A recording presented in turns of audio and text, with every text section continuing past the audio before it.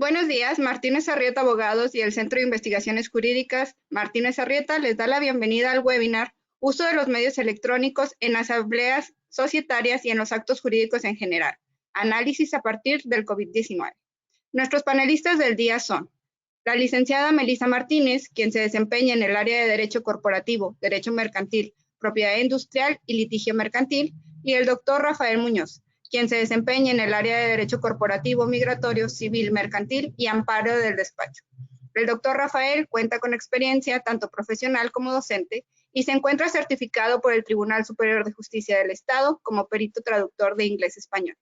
Licenciada, le damos la palabra. Hola a todos, buenos días.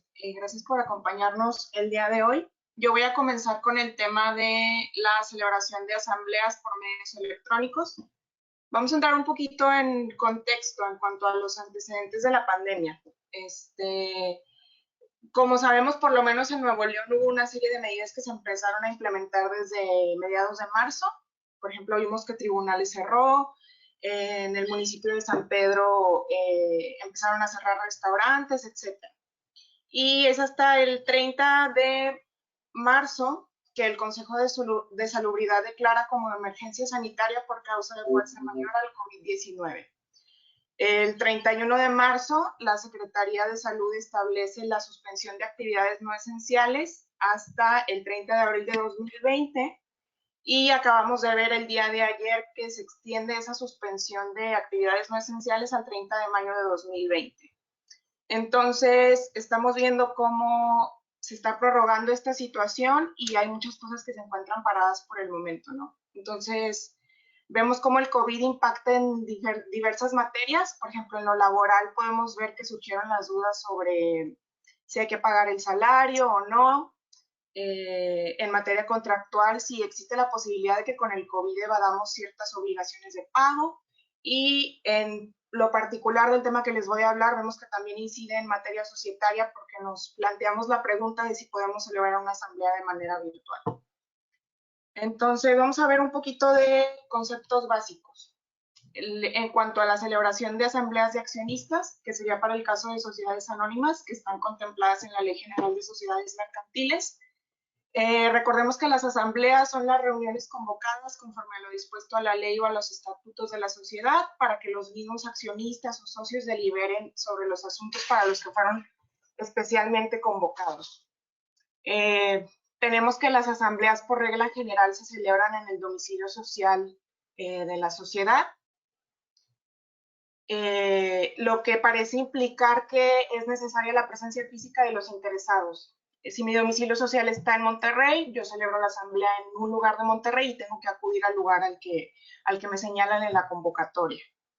¿Qué excepciones nos establece el artículo 179 de la Ley General de Sociedades para no celebrarlas en el domicilio social? El caso fortuito o la fuerza mayor, que es algo que vamos a ver un poquito más adelante. Otro tipo societario de la Ley de Sociedades Mercantiles está la Sociedad de Responsabilidad Limitada. En esta se celebran asamblea de socios y estos también por regla general se reúnen en el domicilio social. Y luego podemos ver la celebración de asambleas en otras materias. En materia civil tenemos las asociaciones civiles que tienen sus asambleas generales.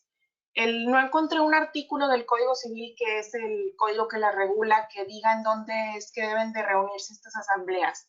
Pero por regla general los estatutos siempre señalan que de igual manera deben reunirse en el domicilio social. Y por otro lado también tenemos el régimen de propiedad en condominio. Se rigen por lo que decide la asamblea de condóminos y la regla es que las asambleas se reúnen en el domicilio del condominio, salvo que se presente algún caso de fuerza mayor. Y bueno, con todo esto, durante el COVID, ¿cuál puede ser la urgencia de que yo celebre alguna asamblea en este momento? Son cuestiones que a lo mejor se podrían aplazar hasta que termine la emergencia sanitaria o qué situaciones se pueden presentar que hacen necesario que yo celebre una asamblea en este preciso momento. Y tenemos el caso de materia societaria, los casos regulados por la Ley de Sociedades Mercantiles. Tenemos como ejemplo las asambleas ordinarias anuales, Estas se celebran dentro de los 4 meses siguientes a la clausura del ejercicio social, y en estas asambleas se aprueban los informes anuales que rinden los administradores y los comisarios. ¿Qué pasa si yo no celebro la asamblea dentro del tiempo que me establece la ley de sociedades mercantiles? En sí, la ley de sociedades mercantiles no establece ninguna sanción por no celebrarla dentro del tiempo que establece, pero si nos vamos al Código Fiscal de la Federación, vemos que la contabilidad se integra por los libros y registros sociales. Uno de estos libros son las actas de asamblea,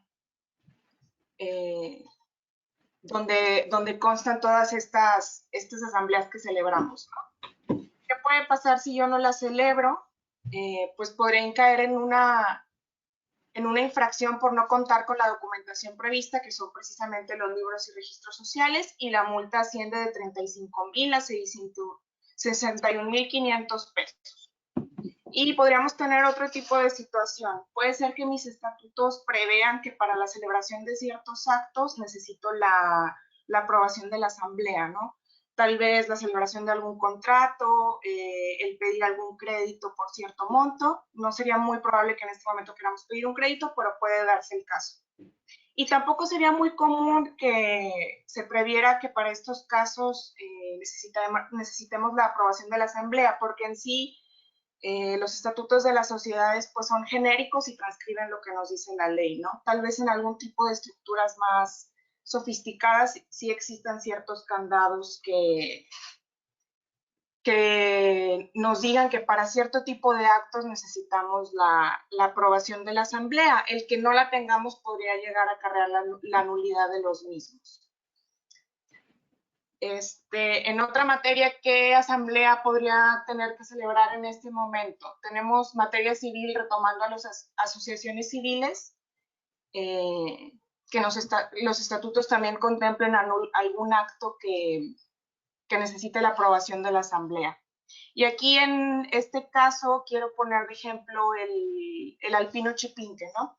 Vi por ahí que en Instagram, en su perfil de Instagram, comunican a sus asociados, porque el club lo administra la asociación civil, y les hablan de las cuotas de mantenimiento y las cuotas de consumo que tienen, que les van a bajar en un porcentaje las cuotas, diferirlas creo que hasta finales de abril, y mencionan que en su caso no pueden hacer ninguna devolución del dinero que ya ha sido pagado porque eso tiene que ser acordado en una asamblea de asociados, ¿no?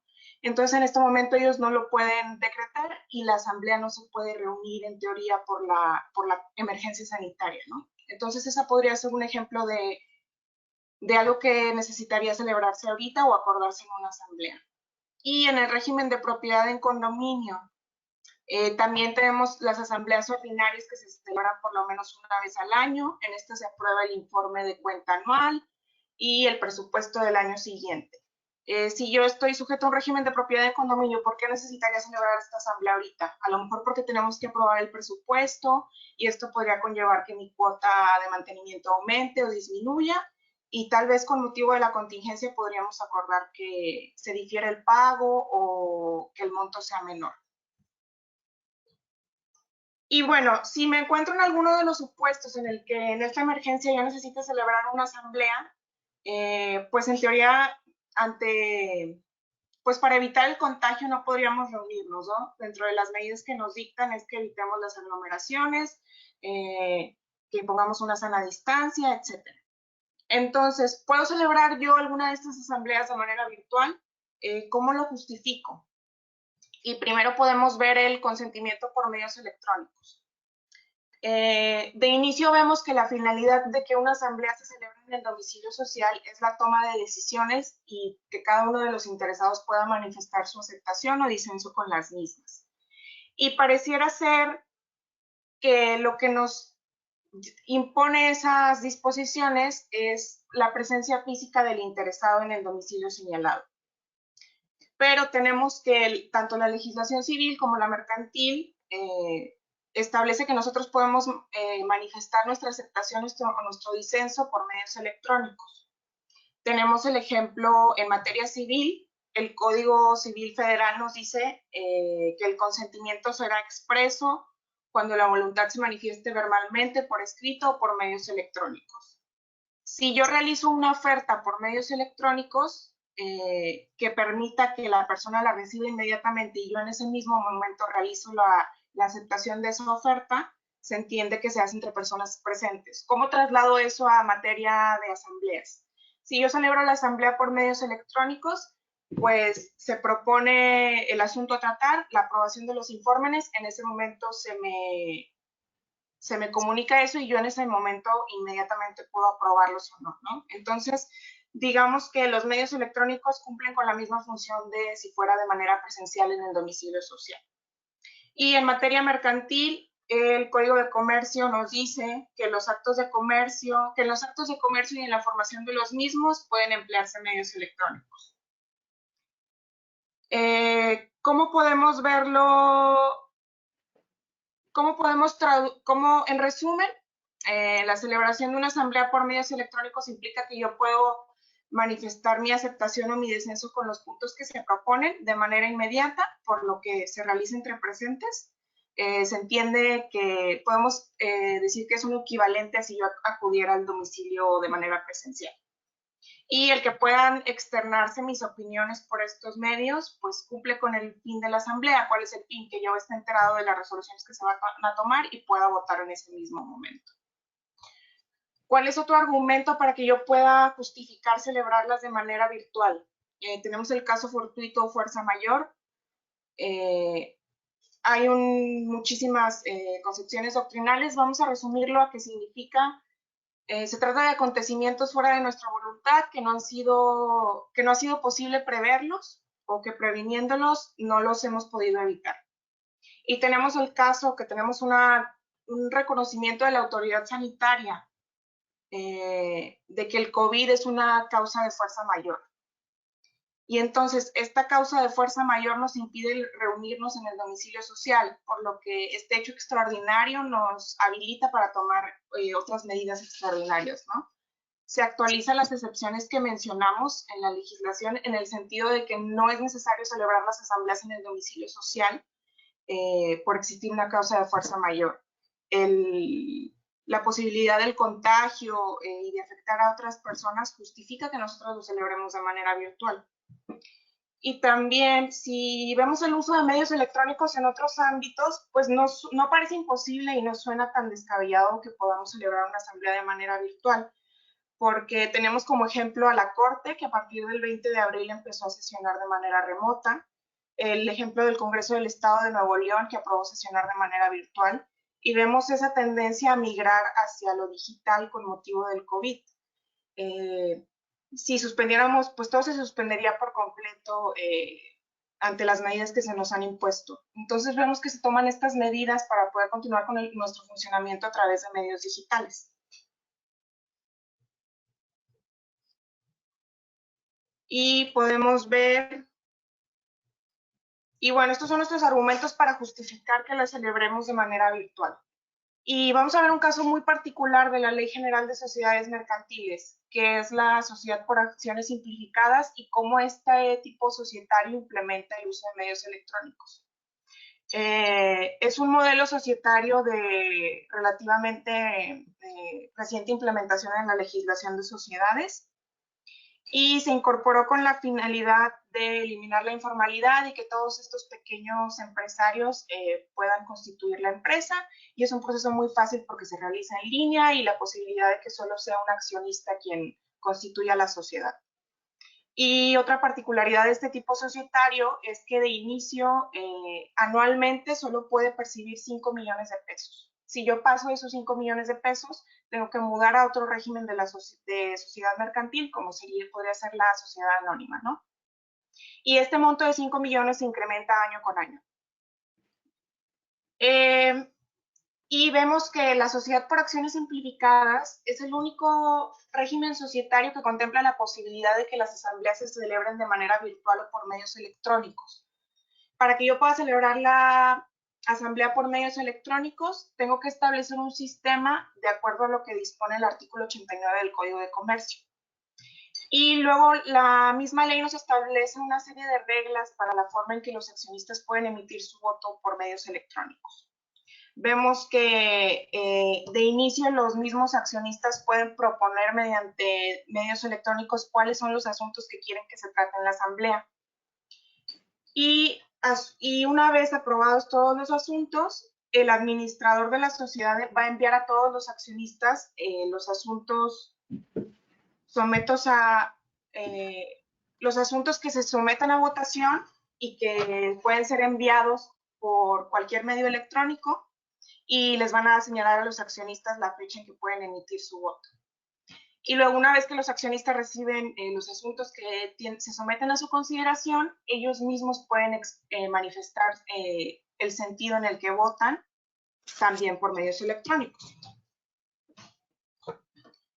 Y bueno, nos establece que para que podamos celebrar una asamblea de una sociedad por acciones simplificadas por medios electrónicos, tenemos que adoptar el sistema que nos indica el artículo 89 del Código de Comercio. ¿Qué nos dice el artículo 89 del Código de Comercio? Nos dice que los actos de comercio y las actividades que regule ese título que se refiere al comercio electrónico pueden ser celebrados por medios electrónicos. Y nos establece que los mensajes de datos son el equivalente a los documentos físicos y que la firma electrónica es también el equivalente a la firma autógrafa. Entonces, y nos empieza a definir ciertos términos que nos pueden servir un poco para lo que necesitamos saber si podemos celebrar una asamblea de manera virtual. Vemos los mensajes de datos, que se refiere a la información generada, enviada, recibida o archivada por medios electrónicos, como pues todos los correos electrónicos que podemos compartir, ¿no? Esos son los mensajes de datos. Tenemos la firma electrónica, que se refiere a los datos en forma electrónica consignados en un mensaje de datos y que se asocian con quien está enviando el correo, el mensaje de datos, vaya. Y que precisamente con esa firma aprobamos lo que nosotros estamos enviando mediante ese mensaje de datos. Y nos define lo que es la firma electrónica avanzada o fiable, y nos dice que es aquella firma que cumpla con los requisitos contemplados en un artículo diverso del Código de Comercio. Y este artículo nos dice cuándo es fiable una firma electrónica avanzada, y nos da 4 requisitos. Que los datos de creación de la firma que usamos en el mensaje de datos corresponden exclusivamente a quien está emitiendo el mensaje de datos. Que al momento en que yo use la firma estaba bajo mi control exclusivo, que es posible detectar cualquier alteración de la firma electrónica, y la integridad del mensaje de datos. Es decir, que posteriormente yo pudiera detectar si al momento en que yo le envié, después hubo alguna alteración en la firma.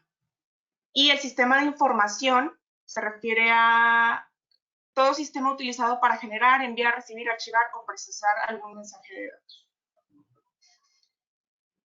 Y tenemos como ejemplo de una convocatoria de una sociedad por acciones simplificadas que va a celebrar su asamblea por medios electrónicos. Esta convocatoria la saqué del portal de publicaciones de sociedades mercantiles de la Secretaría de Economía. De inicio veo que la tendencia es que la celebración siga siendo de manera presencial, inclusive para este tipo de sociedades, y que son muy pocas las que implementan los medios electrónicos. Pero si vemos este caso, esta sociedad que convoca asamblea dice que se convoca conforme a la Ley de Sociedades Mercantiles, en los artículos aplicables a la sociedad por acciones simplificadas, se convoca una asamblea general que se va a llevar a cabo tal día, a tal hora, mediante los correos electrónicos declarados en el contrato social para tratar los asuntos relevantes al año 2019. Aquí no quise transcribir el orden del día porque esta parte nos sirve para efectos de lo que estamos viendo. Y esta sociedad, pues desde sus estatutos, implementa que las asambleas se celebren por medios electrónicos. Al parecer implementaron que todas las comunicaciones sean por medios electrónicos, y ahí deben de venir la serie de reglas que ellos utilizan para la validez de ese tipo de resoluciones mediante esos medios, ¿no? No encontré ningún modelo de estatutos porque pues no son públicos. Tú creas la sociedad por acciones simplificadas en línea y al parecer ahí mismo te crea los estatutos, pero no es que otra persona lo pueda ver. Y bueno, ya con todo esto, ¿cómo puedo yo celebrar una asamblea virtual en otro tipo de sociedades como la sociedad anónima? Y creo que esto también podemos trasladarlo a en otras materias, como en materias civiles, las asociaciones civiles y al régimen de propiedad en condominio, para los ejemplos que mencionamos anteriormente. Y bueno, podríamos implementar ciertos aspectos del sistema que se contempla para las sociedades por acciones simplificada. Por ejemplo, establecer el sistema al que se menciona, que escojamos un sistema para enviarnos mensajes de datos, que usemos la firma electrónica, y vamos a tomar ciertos pasos para la celebración de las asambleas. Tenemos la convocatoria. Si yo la voy a celebrar de manera virtual, ¿cómo convoco a mis accionistas? Pues podemos establecer que se va a celebrar de manera virtual y incluimos la liga del sistema al que van a poder accesar los accionistas. Creo que puede ser un punto importante que siempre dejemos la opción de que ellos puedan acudir de manera presencial, pero que la asamblea se transmitirá y ellos podrán ingresar a la liga señalada y participar en la asamblea a través de ese medio. Y también creo que un buen punto sería justificar qué es lo que nos lleva a que la celebremos de esa manera. Creo que es un hecho notorio la situación en la que vivimos, pero creo que si lo dejamos establecido en la convocatoria, es un buen punto que la emergencia sanitaria es lo que nos lleva a que ahora los convoquemos de manera virtual y que ustedes puedan acceder a esta aplicación que puede ser Zoom, las de Google, Skype, tenemos muchas opciones, cada una con sus pros y contras. Hemos visto, por ejemplo, que Zoom trae varios problemas de seguridad, pero creo que eso ya dependerá de cada quien. Y recordemos que el Código de Comercio nos habla de un sistema, que las partes acordemos un sistema para que podamos usar medios electrónicos y podamos intercambiar información y tal vez usemos una firma electrónica. Una buena opción sería que enviemos por correo electrónico la convocatoria y el sistema que vamos a acordar, ¿no? Que vamos a ingresar vía Zoom X día y que vamos a votar por ahí, ¿no? Enviamos y una opción es que el interesado nos regrese esa comunicación suscrito mediante la firma electrónica avanzada, donde nos confirma que acepta que usemos ese sistema y que celebremos de manera virtual la asamblea. Y la lista de asistencia, ¿cómo vamos a hacer si el día de la celebración de la convocatoria estamos pues en una plataforma como estamos ahorita viendo este webinar? ¿Cómo acredito que de verdad asistió el accionista al que convoque? Pues también podríamos hacer que la lista de asistencia sea firmada por los interesados mediante firma electrónica avanzada y así comprobar que, vaya, la asistencia, ¿no? ¿Y qué hacemos el día que se celebre la asamblea? Vamos a estar en la plataforma, ¿de qué manera vamos a preservar tal vez el video? Pues podemos grabar toda la sesión. Creo que lo recomendable sería que las cámaras web de todos estén habilitadas para que por lo menos podamos identificar de alguna manera que efectivamente ese fue el accionista que dijo yo estoy de acuerdo, yo no estoy de acuerdo, etcétera. Y grabar eso y preservarlo para si el día de mañana tenemos alguna contingencia de que alguien intente nulificar la asamblea, pues yo aquí tengo mi grabación donde me acredita que asistieron estos accionistas y que votaron de esta manera. Si llega a ser posible que algún notario practique una fe de hechos de la celebración, creo que también podría ser viable. No sé el notario no puede identificar que efectivamente esa persona es Melissa Martínez, la accionista, pero por lo menos que dé fe que se habilitó la cámara, que compareció esta persona con ciertos rasgos físicos, y que dice ser accionista, ¿no? Yo lo platiqué en algún momento con algún notario, no veía posible dar una fe de hechos porque no es algo que se contempla en la ley.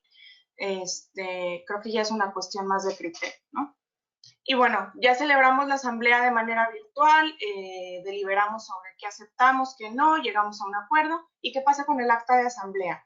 Es necesario que después de tomar estos acuerdos, pues pongamos por escrito que fue efectivamente lo que acordamos. ¿Qué podemos hacer en este caso si la celebramos de manera virtual? Se complica el que redactemos la asamblea y que vayamos a firmarlo a cierto lugar. Creo que otra opción Podemos también elaborarlo de manera virtual. ¿A qué me refiero? Redactar el documento y que el mismo sea suscrito por el presidente, el secretario y los escrutadores de la asamblea mediante firma electrónica avanzada, que hace las veces de la firma autógrafa, pues para que así quede asentada el acta de asamblea, y creo que eso es algo que podríamos añadir a nuestro libro de asambleas. Y bueno, ¿qué pasa después qué vamos a hacer después de la pandemia? Considero que el legislador debería ser extensivo a los demás regímenes societarios la celebración de asambleas por medios electrónicos y no solo está regulada para la sociedad por acciones simplificadas. Si no lo hace el legislador o no sabemos en qué momento va a suceder tal vez esta implementación de la posibilidad de celebrar en estos tipos de sociedades las asambleas por medios electrónicos, ¿qué podemos hacer nosotros para en algún futuro evitar este tipo de problemas? Para las sociedades a constituir y para aquellas existentes, podemos considerar por lo menos que a nivel estatutos, implementar un sistema como el que contempla la Sociedad por Acciones Simplificadas para la celebración de asambleas por medios electrónicos. Tal vez no acotarlo a que todas las asambleas pueden ser celebradas de manera electrónica, pero sí que para ciertos casos como como esta pandemia que estamos viviendo, tengamos la posibilidad de implementar un sistema. ¿Y qué podemos incluir? Pues todo lo que les acabo de mencionar ahorita, ¿no? Implementar que las direcciones de correos electrónicos que tenga registrada la sociedad es a donde se enviará también la convocatoria, que mediante ese medio los accionistas van a emitir, se les va a comunicar cualquier resolución y mediante ese van a poder emitir cualquier voto, que se use la firma electrónica, y que también el acta de asamblea se genere de manera electrónica y sea suscrita por todos los interesados también mediante la firma electrónica avanzada. Y bueno, esa sería mi participación para este apartado y con eso terminamos la presentación. Veo por aquí que hay un par de preguntas. Voy a verlas. Bueno, nos comentan.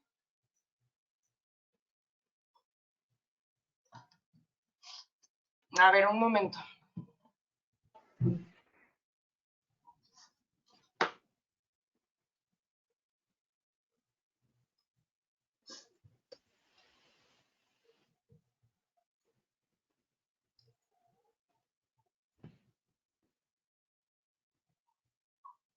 Bueno, aquí veo una pregunta.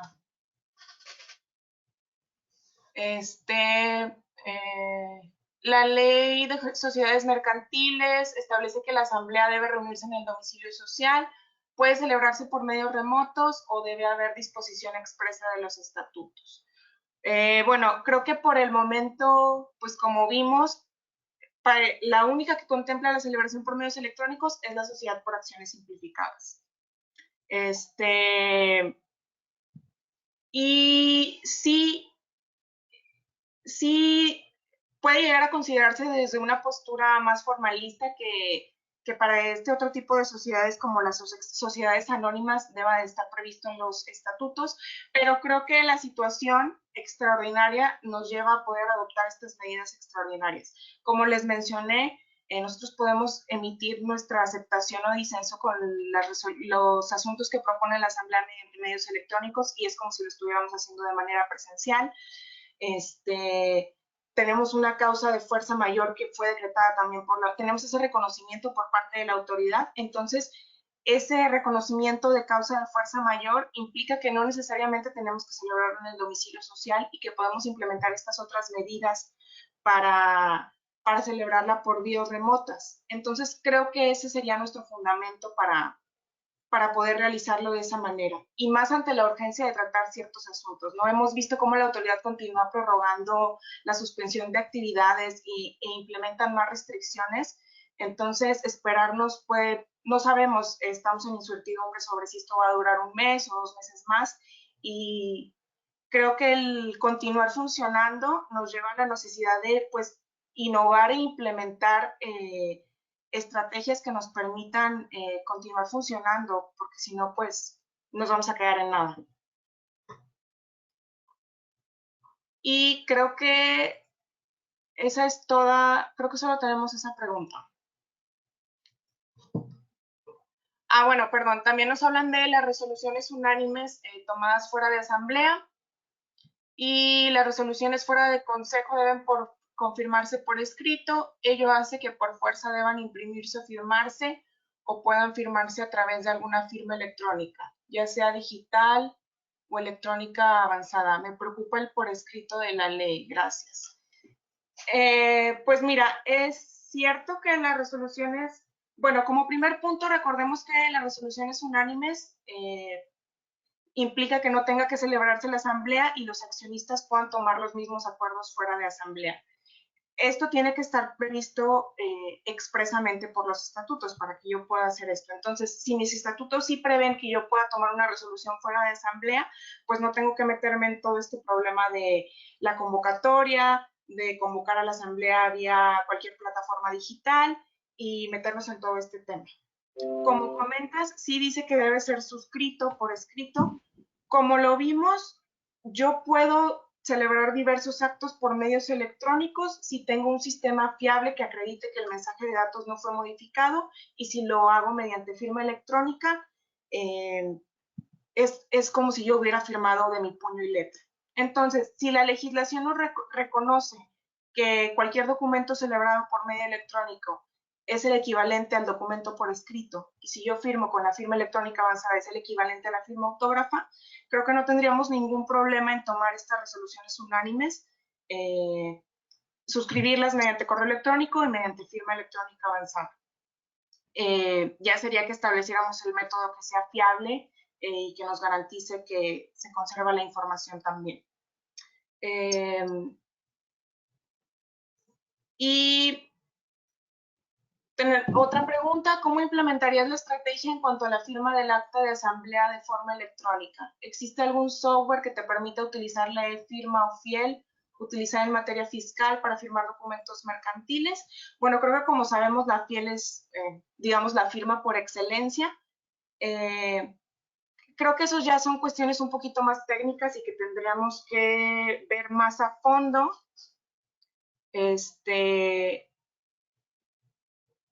Pero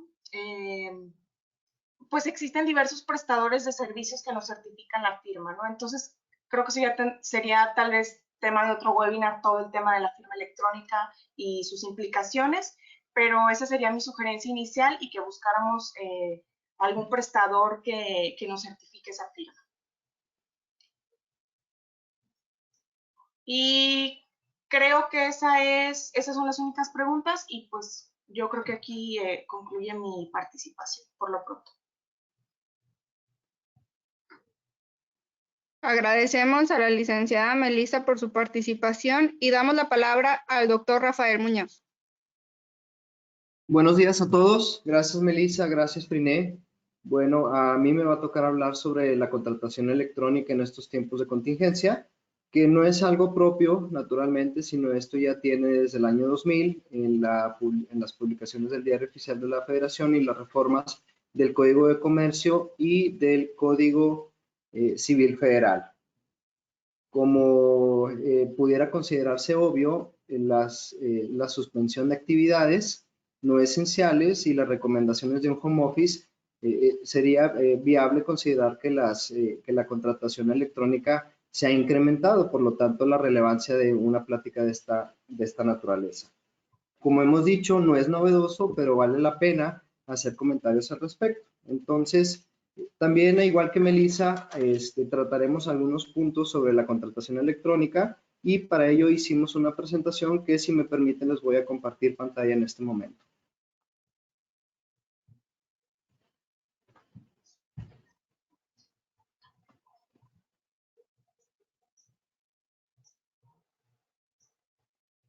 Estamos compartiendo pantalla en este momento sobre la presentación, y la esquematización de nuestra presentación parte de un marco conceptual, el marco normativo, para posteriormente referirnos a la evaluación de la prueba electrónica de un contrato contenido en medios electrónicos, y platicaremos de algunos precedentes judiciales.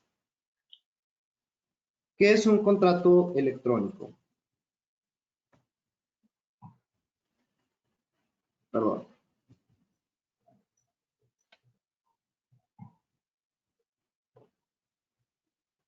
Discúlpenme en este momento. El contrato electrónico es un elemento digital obtenido a través de los avances de la ciencia o la tecnología, materializado o no, que contiene derechos y obligaciones. Es importante también, así como lo hizo Melissa en su presentación, platicar de la firma electrónica avanzada, que es un conjunto de datos utilizados en forma electrónica para identificar al firmante y la aprobación de su contenido. ¿Qué quiere decir? Quiere decir que la firma electrónica se utiliza para identificar al emisor y al destinatario de esta información digital y la aprobación del contenido que haya sido generado, archivado y posteriormente comunicado de manera inalterada. Los principios de la firma electrónica y los mensajes de datos son primordialmente los siguientes. La equivalencia funcional. ¿Qué significa esta equivalencia? Significa que la firma autógrafa debería de darse la misma validez y la misma naturaleza que una firma autógrafa y firma electrónica avanzada. La autenticidad significa que la información debe ser atribuida a su autor. La integridad significa que el documento digital no ha sido inalterado después del proceso de creación y presentación. La neutralidad tecnológica implica que la tecnología no será, no se prevalecerá una tecnología sobre otra, al haber diferentes tipos de procesos y sistemas que se utilizan. El no repudio garantiza la autoridad e integridad de los datos a su autor. La confidencialidad significa que la información únicamente puede ser cifrada entre el firmante y el receptor del mensaje de datos. En el marco normativo hay que entender que las reformas de nuestro Código de Comercio y de nuestro Código Civil Federal, a su vez que fueron derivados en las reformas de los códigos de los estados, provienen de una ley modelo de la Comisión de las Naciones Unidas para el Derecho Mercantil Internacional sobre el Comercio Electrónico del 16 de diciembre de 1996. Que básicamente esta legislación modelo determina que no se negarán efectos jurídicos, validez o fuerza obligatoria a la información por razón de estar conteniendo un mensaje de datos. Cuando la ley requiera constancia escrita, ese requisito quedará satisfecho cuando un mensaje de datos sea accesible para su ulterior consulta. Y el siguiente de los principios contenido en esta ley modelo indica que al valorar la fuerza probatoria de un mensaje de datos, se tomará en consideración la fiabilidad del método en que se haya sido generada, archivada o comunicada, así como la fiabilidad de la forma en que se haya conservado y la forma en que se identifique a su iniciador y cualquier otro factor pertinente. Son tres elementos que hay que tener en cuenta al momento de hacer de concertar alguna negociación mercantil en medios electrónicos para posteriormente darle la fuerza probatoria necesaria. Esto es, que el sistema en el que haya sido generada, conservada y posteriormente para ser comunicada sea fiable. El segundo implica que pueda ser accesible para su ulterior consulta. Y la tercera es que sea atribuible a su emisor y a su destinatario. Nuestra Constitución mexicana fue reformada en el 2013, el 11 de junio del 2013, posterior, después del año 2000 en que fueron aprobadas estas reformas del Código de Comercio, en que el acceso al Internet fue elevado a una categoría de derecho humano. Entonces, y además no solamente fue elevado a categoría de derecho humano, sino que también se dispuso que el Estado deberá garantizar las condiciones de competencias efectiva en la prestación de estos servicios. ¿Qué significa? Que teóricamente todo el pueblo tiene acceso a, o debería tener acceso a los medios de comunicación digitales. Es facultad del Congreso dictar leyes sobre este sentido.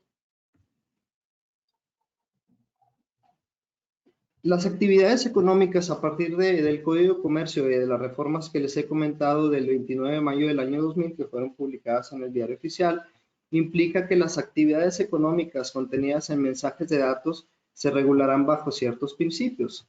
Estos principios son muy parecidos a los que ya hemos comentado, que son la neutralidad tecnológica, la compatibilidad internacional, equivalencia funcional, autonomía de la voluntad. La equivalencia funcional, como ya comentó Melissa, determina que debe haber una equivalencia entre la información contenida en el mensaje de datos y la información contenida en, vamos a decir, el documento físico, la firma autógrafa y la firma electrónica avanzada. La graduación de la prueba electrónica se determinará principalmente conforme a la fiabilidad del método en que ha sido archivada, comunicada o conservada. Y como comentábamos hace unos momentos, cuando se exija la forma escrita, ello será colmado cuando la información sea accesible para su ulterior consulta. Después de esto, creo que hay dos cosas muy importantes que hay que mencionar. Y esto implica que todas las actas de asamblea, los contratos, los recibos, comunicaciones, etcétera, etcétera, toda la información comercial que guarden los comerciantes de manera física puede ser incluso generada y además resguardada de manera digital. Para esto, el Código de Comercio determina o refiere que el resguardo de toda esta información debe realizarse conforme a una norma oficial mexicana. Esta norma oficial mexicana es sobre digitalización y conservación de datos. Es la norma oficial mexicana 151 del 2016, anteriormente del 2012, que, bueno, si bien es cierto, toda la información contenida en mensajes de datos o de contratos electrónicos debe ser fielmente conservada, generada y archivada. Bueno, existe una norma oficial mexicana que nos determina los pasos, los requisitos y los lineamientos que deben observarse tanto para particulares como, en definitiva, las empresas que prestan este tipo de servicios deben observar para resguardar este tipo de datos y que en su momento, al ser presentada, tenga la fuerza, la validez y el peso específico que nosotros le quisiéramos entregar. Y además, considero también importante ante esta pandemia mencionar que el Código de Comercio y el Código Civil Federal previene que existe una forma o una manera de poder escriturar los fedatarios públicos, poder hacer protocolizaciones y escrituraciones a través de mensajes de datos. ¿Qué significa? Que cualquier particular teóricamente pudiera enviar con las medidas y observar los requisitos y seguridades necesarias de sus sistemas a través de mensaje de datos vendedor y mensaje de datos comprador, generar una compraventa o cualquier otro acto jurídico. En teoría, bueno, esto sujeto a la fiabilidad de los métodos, que el notario pueda distinguir e identificar fielmente a los contratantes y que la información sea consultable posteriormente. A propósito del Código Civil Federal y el Código Federal de Procedimientos Civiles, determina que la fuerza probatoria de un registro electrónico quedará a la prudente calificación del juez. ¿Qué significa? Que los medios electrónicos, nuestros contratos electrónicos y cualquier otro tipo de información que generemos por medios digitales va a quedar sujeta a una apreciación posterior en caso de litigio a una tasación de libre albedrío, una tasación que quedará al prudente arbitrio del juez. Deberá considerarse para todo efecto la fiabilidad del método en que ha sido generada, comunicada o recibida y, si es posible, ser atribuida a las personas obligadas al contenido de su información para ser consultada posteriormente. Estos tres elementos los vamos a encontrar siempre y son los que van a determinar la validez, o más bien van a determinar la fuerza probatoria de cuál va a contar nuestro correo electrónico, nuestro mensaje de datos o cualquier otro medio tecnológico.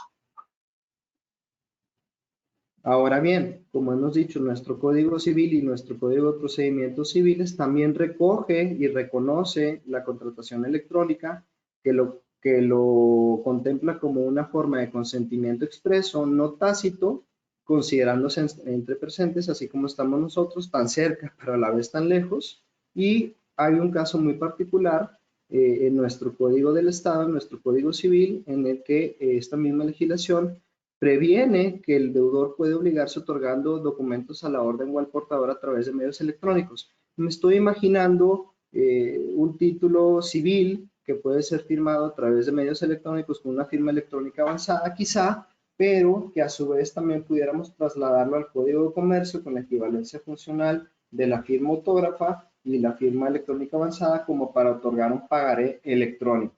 Bueno, yo creo que ya estamos hablando de la validez y de la graduación que le pueda dar el juez en ese momento conforme a su interpretación y su libre tasación, para que posteriormente eso se contemple. Hay libros, hay doctrinas, sin embargo no hay jurisprudencia al respecto todavía. Hay doctrinarios que consideran que sí puede darse el documento, el pagaré mediante firma electrónica avanzada. Ahora bien, después de analizar, de haber platicado sobre los elementos necesarios que deben contemplar o que deben revestir los medios electrónicos, los contratos electrónicos, para considerarse como tal y que son válidos aunque no estén en medios físicos o su fijación material, ahora platicaremos sobre la práctica jurídica de su ofrecimiento y evaluación. Para esto, en el ofrecimiento hay que preparar los elementos necesarios para identificar tanto el emisor como el destinatario, y en caso de una objeción de estos materiales probatorios, no deberá realizarse de materia inocua. ¿Qué significa? Que el objetante o quien pretende impugnar debe de mencionar las condiciones bajo las cuales realizará esta objeción, de otra manera se considera inocua, y ofrecer un medio para acreditar que el sistema en que se generó, archivó y comunicó es confiable, y asimismo ofrecer los elementos necesarios para acreditar que el destinatario recibió la información electrónica. Ahora bien, quiero hacer un paréntesis. Muchas veces, o la mayoría de nosotros, pensamos que un documento impreso o la representación gráfica del correo electrónico al presentarse en tribunal o al generarse una vez materializada en un papel bond es el correo electrónico. Sin embargo, eso no es un correo electrónico, eso es una representación gráfica. Hay que distinguir continente y hay que distinguir un contenido. El continente es precisamente ese medio de fijación del mensaje de datos, que puede ser a través de un USB, un CD-ROM o bien el papel, pero esa es únicamente la representación gráfica. De hacerlo de esa manera estaremos desnaturalizando el medio electrónico y lo estuviéramos convirtiendo en una documental privada sin matriz y sin firma. Ahora bien, regresando a nuestro tema, en el caso de ofrecimiento de este tipo de medios electrónicos, valdría la pena robustecerlo con otro tipo de pruebas instrumentales, testimoniales, periciales o incluso confesionales. Sin embargo, aquí me vuelvo a detener. Para el efecto de darle mayor peso específico a nuestro medio electrónico, nuestro contrato electrónico, como hemos dicho, que si existe fiabilidad del método con el cual fue generado y archivado. Posteriormente existe la atribución, la posibilidad de atribuir ese mensaje de datos a su destinatario, a su autor, y que posteriormente llegó a su destinatario, y que puede ser consultado posteriormente. Si tiene esas tres notas de confiabilidad, de fiabilidad, técnicamente el mensaje de datos debería de considerarse no necesariamente pleno, pero sí apto para generar convicción en el juzgador. Sin embargo, como es de libre tasación, podemos considerar que el mensaje de datos puede no generar este valor específico. Por lo tanto, existe o nos han orillado a la necesidad de robustecerlo con otros elementos probatorios, como son las que ya hemos dicho: instrumentales, testimoniales, periciales y confesionales. Ahora bien, en el caso de ofrecimiento, en caso de alguna impugnación o en caso de que la prueba no esté necesariamente, o el correo electrónico no tenga todas estas notas de peso específico para su evaluación, será necesario presentar alguna prueba pericial. ¿Para qué? Insisto, al momento de generar nuestra información digital, va a ser necesario acreditar, va a ser necesario tener la seguridad de que la información fue debidamente generada, tanto archivada, que efectivamente el sujeto A como autor fue quien redactó, quien presentó, quien preparó esa información, y que el sujeto B, el destinatario, fue efectivamente quien recibió en sus sistemas tecnológicos este tipo de información. Para eso, ¿qué valdría la pena hacer? ¿Cómo es la presentación de un mensaje de datos, un contrato electrónico? Para todo efecto, no es simplemente la presentación gráfica física en papel, sino que debería representarse con su correspondiente USB, su correspondiente formato digital, a través de para que el juez en algún momento y las partes estén en posibilidad de revisar que efectivamente toda esta información permaneció inalterada y fue enviada desde el sujeto A y recibida por el sujeto B. En cuanto al desahogo, bueno, aquí es importante mencionar que, bueno, pues es necesario la designación y el ofrecimiento de periciales o peritos, determinar claramente el sistema o el lugar donde se encuentra una prueba electrónica y, como en el caso de Nuevo León, ministrar cualquier elemento necesario que sea para el cifrado o revisión de toda esta información digital. Ahora bien, como hemos dicho, la evaluación de la prueba queda al prudente arbitrio del juzgador y para eso deberá de tener en cuenta estos tres elementos que hemos estado insistiendo tanto, ya que darán la nota de peso específico de nuestro contrato electrónico y a su valor probatorio, que es la fiabilidad del método en el cual fue generada, archivada o comunicada, la accesibilidad para su ulterior consulta y precisamente la atribución a las partes contratantes. Ahora, haré una breve reseña de los precedentes judiciales en esta materia, o más bien sobre la naturaleza de la prueba electrónica, pero que si bien es cierto, no son propias únicamente de la materia civil y mercantil, sino de cualquier materia general, o sea, a saber, materia fiscal, inclusive en materia penal y en materia laboral principalmente, que son los que más ha generado tesis sobre esta materia. Podemos, por mencionar algunos, en que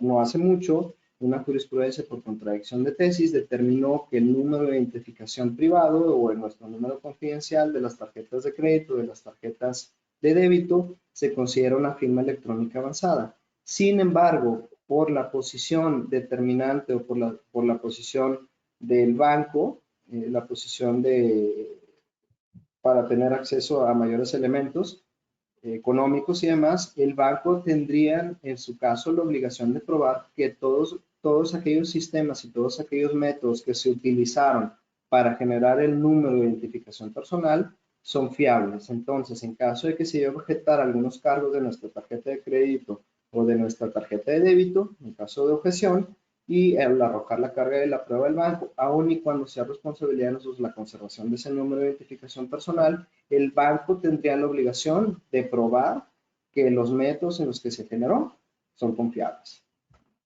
Ahora, hay que tomar en cuenta que existen también otros precedentes judiciales que dan el valor de indicio a los medios electrónicos al ser objetados por nuestra contraparte en caso de litigio.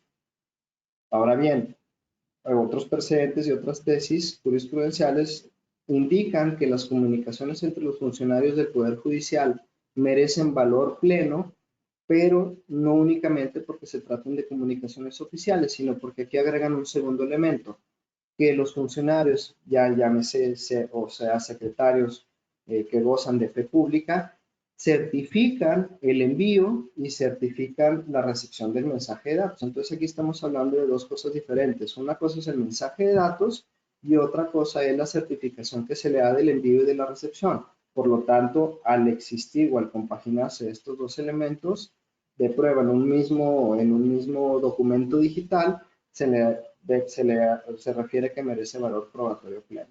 Ahora, como hemos dicho, no es lo mismo continente que contenido. Hay que tener mucho cuidado en que el mensaje de datos o nuestro contrato electrónico, cualquier otra fijación digital, no es un documento privado equiparable a una copia simple. Pero, ¿a qué nos referimos con esto? Esto es cuando lo hacemos en una fijación material.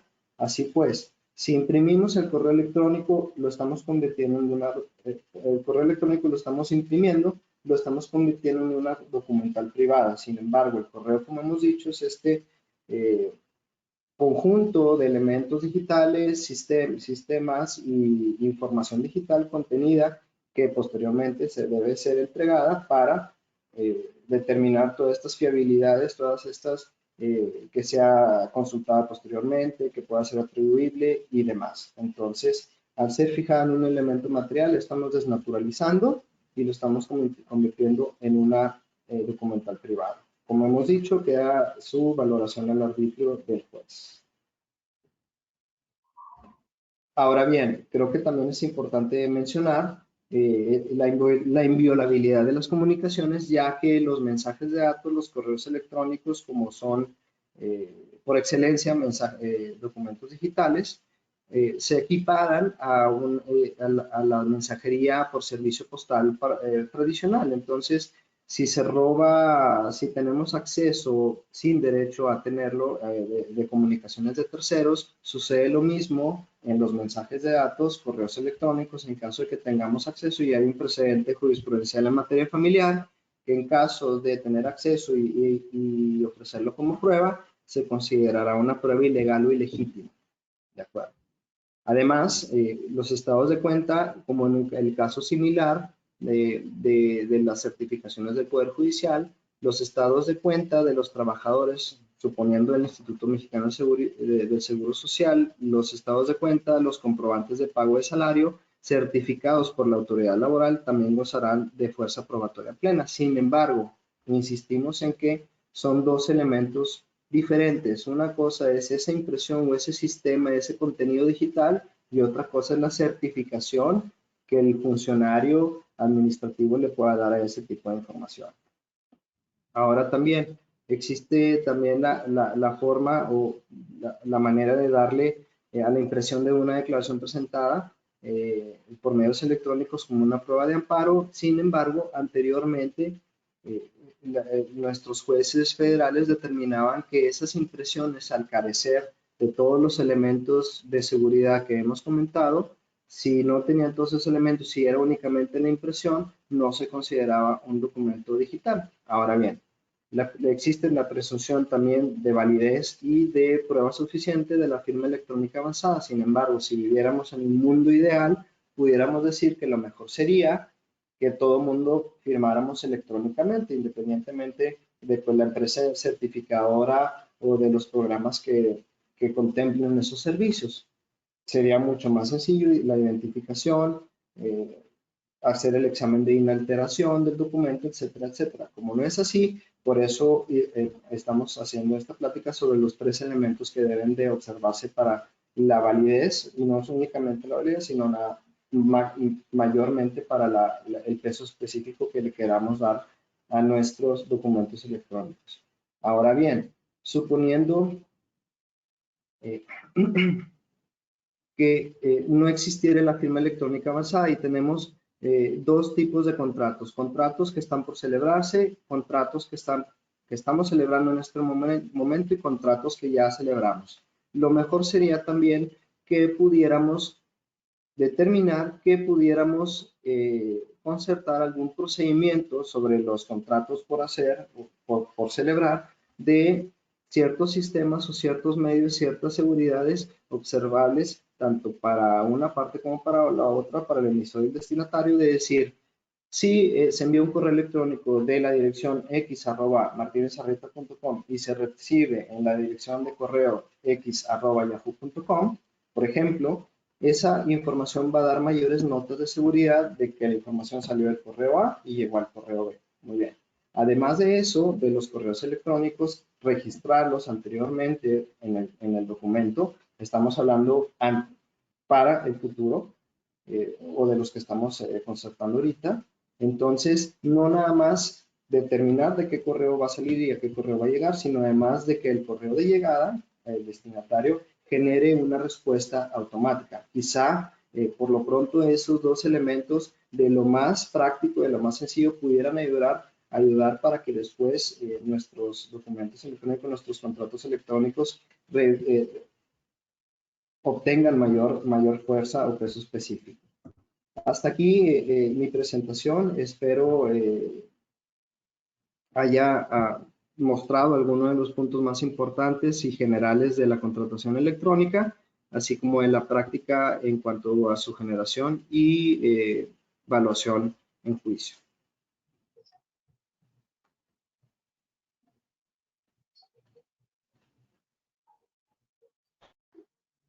Agradecemos al doctor Rafael por su presentación y tenemos tiempo para 2 preguntas. No sé si alguien se quiere animar a hacerlas por medio del chat.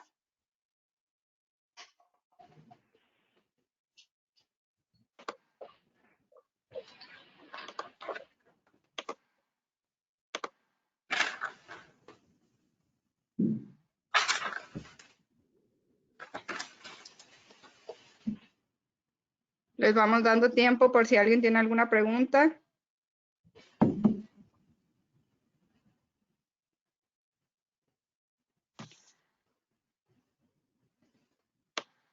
Al parecer los confundimos más, Frine, yo creo.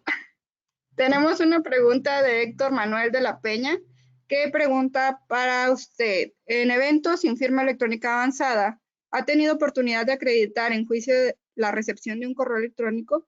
Esto porque acreditar el envío es viable y posible por vía de pericial informática, pero la recepción es un aspecto que escapa al acreditar dicho evento. Gracias por la pregunta. Sí, en teoría, efectivamente, el oferente debe de entregar todos los elementos necesarios para acreditar el envío. Y bueno, suponiendo que también, no suponiendo, si tuviéramos que acreditar también la recepción, en teoría tendríamos que pedir también al juez que previniera a la parte receptora de que entregara o hiciera llegar también el sistema computacional para verificar la entrega o la recepción de ese mensaje de datos. En teoría, entonces, son dos cosas diferentes, pero a la misma vez lo mismo. Una cosa es acreditar de dónde salió el correo electrónico y acreditar a dónde llegó. Por eso mismo, insisto, vale la pena determinar concertadamente que un correo que salió del correo A y llegó al correo B con una recepción automatizada se entendería por recibido y aceptado, etc. Pero bueno, sin embargo, en caso de la práctica judicial, la práctica jurídica, la práctica litigiosa, por lo tanto, tendríamos que pedirle al juez que previniera la parte demandada para que a su vez hiciera llegar o presentar a los medios donde en teoría deberían de conservarse esos mensajes de datos. Entonces, luego también nos vamos a meter en el problema de que si borró o no borró ese correo electrónico, pero pues bueno, ya es decirlo mucho, ¿verdad?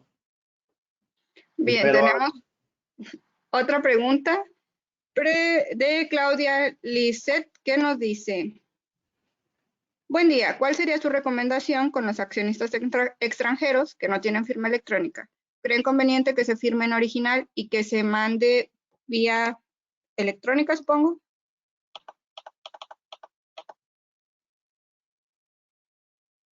creo que eso es para Melissa. Bueno, pues podría ser una opción. La firma autógrafa tal vez por medios electrónicos, firmarlo, escanearlo y pues enviarlo, ¿verdad? Creo que ya el problema sería una posible solución. Tal vez ya el problema sería en materia probatoria en juicio, ahí como lo que comenta Rafa, pues acreditar el envío y la recepción. Tenemos dos preguntas, una que está relacionada con la anterior que se le hizo al doctor Rafael, y nos dice: ¿no debería el mismo perito confirmar la parte receptora y emisora? Y el doctor Carlos nos pregunta cómo se relaciona el tema de la practicidad de la firma electrónica y la onerosidad material y económica de la prueba. Ok, la primera pregunta. ¿No debería el mismo perito confirmar la parte receptora y la parte emisora? En teoría sí. Sin embargo, esto va a depender también de la objeción que haga la contraparte. Porque si nosotros administramos al juez todos los elementos necesarios y explicamos de qué manera son confiables, de qué manera se generó, de qué manera se archivó, de qué manera, etcétera, de qué manera puede ser atribuible a las partes conforme a un contrato previamente concertado, que sería lo mejor, y que puede ser accesible para su ulterior consulta al haber sido entregado quizá en un USB o un medio electrónico, el que ustedes quieran, óptico, de cualquier otra tecnología. En teoría, si no es objetada, bueno, pues debería, conforme a las reglas del Código de Comercio, el Código Federal de Procedimientos Civiles, Código Civil Federal y demás, al dársele la equivalencia funcional y al determinar todos al observar estos tres, o revestir estos tres elementos, en teoría deberá de generar convicción necesaria para los efectos que se persiguen. Sin embargo, si se objeta, bueno, pues ya dependerá de ambas partes determinar o impugnar si ese documento digital ya llegó, salió o fue inalterado, etcétera, etcétera. Y la segunda pregunta es cómo se relaciona el tema de las prácticas de la firma electrónica y la onerosidad material y económica de la prueba. Creo entender la pregunta como está realizada, es si efectivamente es costoso. Nos ha tocado arriba de, lo voy a decir tal cual, 30, 40 mil pesos por el desahogo de una prueba pericial en informática. Entonces sí, es complicado. Tenemos 10 años cuando menos con estas reformas. Yo creo que ya o muy próximamente la prueba electrónica se va a convertir en una prueba madre, una prueba por excelencia. Todo lo estamos haciendo por medios remotos, no nada más ahorita, sino antes, y lo seguiremos haciendo. La onerosidad sí también es un tema muy importante, ya que implica el acceso, tanto el acceso a estas tecnologías como posteriormente tener los elementos necesarios para probar o impugnar estos tipos de pruebas. Entonces, si hay una relación necesaria, hay que definitivamente gastarle en una prueba pericial, pero bueno, eso pues creo que tiene que ver también y desafortunadamente con las posibilidades económicas de las partes. Por último, tenemos una pregunta de Mónica Chape Espinosa, que quisiera saber si el doctor ha analizado el tema de firma electrónica para efectos de facultades de comprobación de autoridades fiscales respecto a cierta fecha. Esto relacionado con la tesis jurisprudencial recientemente emitida con respecto a la fecha cierta. La fecha cierta. Pues teóricamente la firma electrónica avanzada se tiene que ver o se utiliza para darle fecha al documento digital y se utiliza para determinar que ese documento fue generado, archivado y conservado de manera inalterada. Entonces, la firma electrónica avanzada finalmente tiene ese objetivo. Más allá de la pregunta y del criterio jurisprudencial en materia fiscal, desconocería más.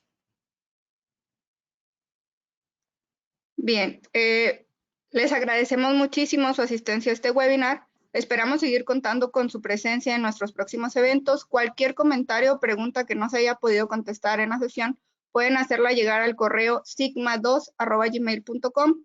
Que tengan muy buenas tardes y muchas gracias. Muchas gracias, doctor. Muchas gracias, licenciada, por su participación en este seminario. Gracias a ustedes.